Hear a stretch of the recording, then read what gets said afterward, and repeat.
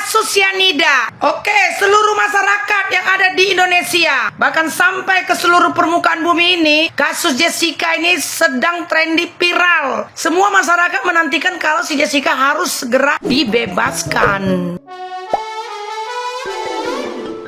Hola netizen yang tercinta, kasus kopi cyanida yang ramai 7 tahun lalu kembali menggema. Hal ini lantaran Netflix menayangkan film dokumenter yang disebut-sebut menguak kejadian sebenarnya. Padahal bisa dibilang kasus yang 7 tahun sudah berlalu itu cukup ramai diberitakan di televisi nasional. Namun bagi Otto Hasibuan, yakni pengacara terdakwa Jessica Wongso, mengatakan alasan mengapa kasus kopi cyanida ini lebih ramai dibanding 7 tahun yang lalu. Dalam podcast di channel YouTube Ray-Ban Entertainment pada Selasa 8 November 2023, Otto Hasibuan yang kala itu diwawancarai Ray Utami mengatakan alasannya. Kini setelah maraknya media sosial, Otto Hasibuan berpendapat bahwa dulu saat kasusnya masih berjalan, hanya media televisi yang memberitakannya. Namun Otto Hasibuan memaklumi lantaran kala itu media hanya menerima dari satu sumber saja. Ia melanjutkan, kini orang Indonesia lebih terbuka pikirannya lantaran ada dua sisi pemberitaan. Jika netizen yang budiman tidak bersuara, menurut Otto Hasibuan kemungkinan ketidakadilan akan terus ada. Nah, gimana nih menurut netizen yang maha benar? Silahkan berkomentar ya. Ayo, sudah para ahli tuh, para pakar tuh yang kasih saran. Makanya katanya kan cepat bertobatlah, mumpung masih ada waktu. Jadi masih bisa selamat. Kebetulan kalian memang manusia biasa, cuman kebetulan juga kalian adalah wajah hukumnya di negara ini. Makanya kalian juga harus mempertanggungjawabkan apapun yang sudah kalian lakukan di persidangan tersebut, kawan. Ya, ini juga teguran buat kawan-kawan yang memang merasa pihak-pihak terkait cepat-cepat bertobat, cepat-cepat dari perihal apa yang sudah dilakukan, kesalahan yang sudah dilakukan. Karena ingat, ada seorang gadis yang kalian zolimi dan sudah ditahan selama 7 tahun. Cepat-cepat bertobat, kawan. Mumpung masih ada waktu, biar tidak terlambat, kawan.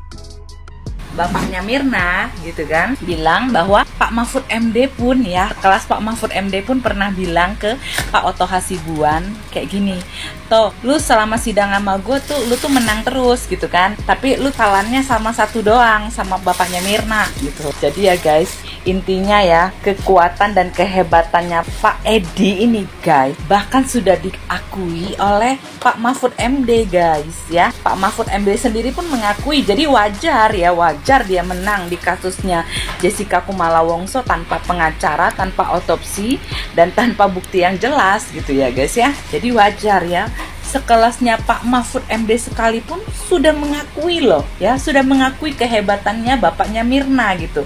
Berarti dia ini memang bukan orang biasa ya guys ya. Jadi apa ya, jadi wajar ya, wajar kalau dia begitu tidak tersentuh dan tidak terkalahkan. Aku juga jadi salfok ya, gara-gara nontonin ini aku juga lari ke kolom komentar ya. Biasa kan part terkeren dari sebuah VT kan adalah kolom komentar ya guys ya. Nah, aku tampilkan komentar yang menarik perhatianku. Nah nih guys, cie katanya akun IG Pak Mahfud MD dibatasi coy katanya, masih ya, kenapa ya di private ya Pak Mahfud ya? Ada yang bilang pengen denger tuh bagaimana pendapatnya Pak Mahfud. Terus sumpah ini aki-aki makin keren aja, pengen cepet-cepet dijemput. Aduh, ya gitu ya guys ya. Kalian yang kepo buka aja stitchnya ya. Jadi aku nggak kaget, dan kalian pun nggak usah kaget ya kalau dia itu begitu tidak tersentuh, dan semua orang yang mau mengusik dia itu akan langsung ini kan lah sama dia lah ya, dilenyapkan. Dan aku juga karena Viti ini aku juga jadi bertanya-tanya ya, itu isu-isu tentang istrinya yang meninggal apa memang benar ya? Itu memang benarkah istri mudanya yang meninggal dunia itu? Dan kok nggak diusut ya? Kok nggak ada beritanya ya gitu ya? Kok nggak berani diusut oleh tim kepolisian kita ya? Apakah karena memang dia itu levelnya itu sudah tidak tersentuh? Bahkan seorang Pak Mahfud MD pun sebagai Menko Polhukam sendiri pun menyadari gitu, mengakui bahwa Pak Edi ini memang tidak tersentuh gitu ya, tidak tersentuh oleh hukum gitu. Seperti itu ya guys ya. Ya udah guys, aku nggak berani banyak macem-macem ya sama sama Pak Edi ini ya guys ya, karena aku takut ditembak guys, soalnya dia bawa pistol kemana-mana ya guys. Oke guys, thank you for watching and God bless you. Nah ini nih berita-berita yang membuat orang-orang pada tahun 2016 lalu percaya bahwa Jessica pembunuhnya. Lihat cara reporter itu ngomong seperti apa. Seakan-akan nge-branding bahwa Jessica Kumalo Wongso adalah pembunuh si Mirna Salihin, ya kan? Lihat yang mereka bawa tuh sebagai barang bukti. Yang diperiksa adalah laptopnya, CPU-nya buat apa sih? Tisu, apa fungsinya? Dan itu tidak dia uang di pengadilan. Jadi kayak gak masuk akal kan? Sebenarnya ya memang sih pure si Jessica Kumalo Wongso adalah korban dari kelicikannya mereka yang menginginkan jabatan, uang, dan segala macam lainnya. Bejat banget kelakuan lo semua, sumpah. Miris banget hidup lo, demi apapun deh. Lo semua. Kasus Cyanida itu komentar di bagai Viti dan Live Chess. Oke, seluruh masyarakat yang ada di Indonesia, bahkan sampai ke seluruh permukaan bumi ini, kasus Jessica ini sedang trendy viral. Semua masyarakat menanti-nantikan hasil yang terakhir. Semua masyarakat menantikan kalau si Jessica harus segera dibebaskan. Berita terakhir, karena itu Pak Otto adalah ketua Gapri, dia sudah mengumpulkan semua advokat-advokat kuasa hukum pengacara, membuat doa bersama, membuat diskusi bersama, dihadirkan beberapa orang saksi yang bisa membantu untuk pembebasan Jessica. Ada lagi, itu Pablo mau tuntut dia tuh si Deddy Kompuster si botak yang pernah dia katakan di podcastnya kalau si Jessica itu psikopat. Kalau dia katakan dia sudah banyak mengumpulkan data-data, dia mau laporkan nih si Deddy Kompuster. Ngeri kan waktu kemarin dulu aku salut kali nih si Deddy Kompuster nih.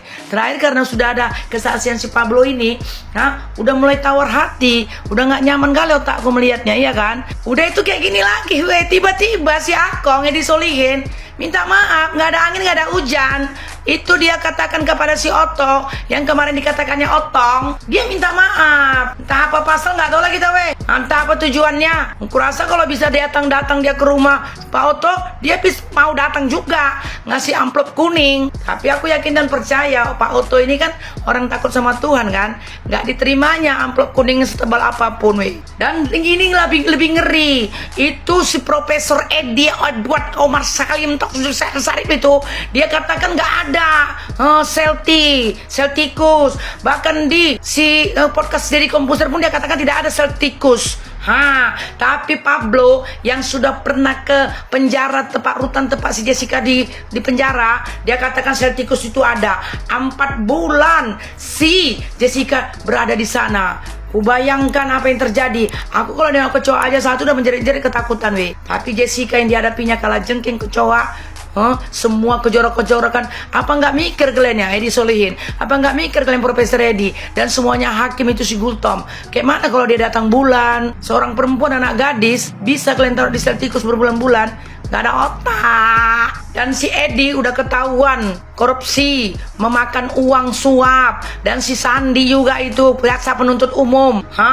Udah terbongkar. Jadi para netizen ayo kerja keras, kerja sama untuk membantu kerjaan Pak Otto ini, untuk membantu supaya Indonesia ini memiliki hukum yang benar-benar adil di bangsa ini. Aku pun seringkali udah mendapat ketidakadilan di Indonesia ini. Udah mau untuk kemana-mana aja nih jadi kayak gini, udah banyak yang kita lihat di kasus Jessica. Dari awal yang aku ceritakan tadi kan ya kan. Kalian tambah apalagi berita yang terpenting. Kalian tambah apa yang mau kita tuntut. Ini kemarin ku dengar si Gibran, calon wakil presiden, dia udah membuka kembali semuanya tempat-tempat ibadah yang sudah ditutup. Jadi kita undang para capres ini untuk membantu membongkar kasus ini. Kok dibiarkan? Udah ketahuan korupsi, dibiarkan kan berkoar-koar. Udah ketahuan nggak benar tapi dibiarkan. Jadi kita bantu, kita up terus supaya yang penipu, yang berkata bohong, memberitakan hoax, memakan uang suap, semuanya lah yang mengakibatkan Jessica itu menjadi orang ketakutan di sel tikus, di penjara, ya kan nggak bisa maaf-maaf aja disolihin Akong, nggak bisa. Dan kalian semua yang ada di Cafe Oliver, nggak bisa suka-suka hati kalian. Entah apa lagi kalian buat. Udah 17 CCTV udah kalian hanguskan, kalian simpan. Yang kalian bukakan cuma 2. Jadi kita sama-sama up. Pak Presiden Jokowi tolong bantu Jessica untuk dibebaskan. Kalian tambahlah apa yang menurut kalian baik di komentar.